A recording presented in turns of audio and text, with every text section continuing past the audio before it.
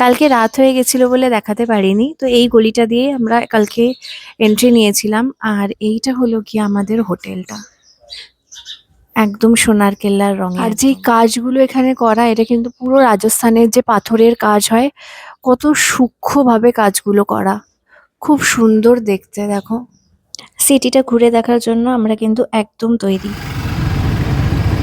এখন আমরা যাচ্ছি জয়সলমের ফোর্ট। তো ফোর্টে যাওয়ার জন্য এইরকম সরু গলি দিয়ে প্রথমে যেতে হবে। এখানে কিন্তু সব লোকরা বাস করে, এগুলো বাড়িঘর।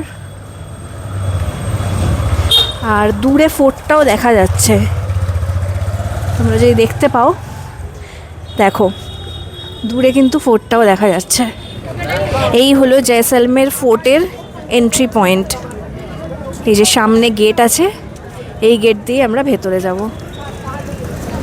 আর এই হলো ফোর্টের চারপাশের এরিয়াটা।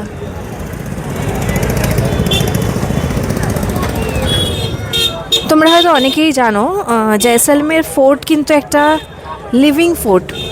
এখানে প্রায় 4000-এরও বেশি মানুষজন বসবাস করে। এখন আমরা ফোর্টের দিকেই এগাচ্ছি, কারণ এখানে অনেকটাই হেঁটে প্রথমে যেতে হবে। এখন আমরা ফোর্টের মধ্যে একটা জৈন টেম্পল আছে, ওইখানে এসছি। এই হলো গিয়ে জৈন টেম্পলটা। মানে এখানে এরকম গলি গলি আছে, আর গলি গলি দিয়ে গিয়েই মানে ফোর্টের বিভিন্ন পার্টগুলো। বাকি পার্টটা নিয়ে পরের ভিডিওতে খুব তাড়াতাড়ি আসছি।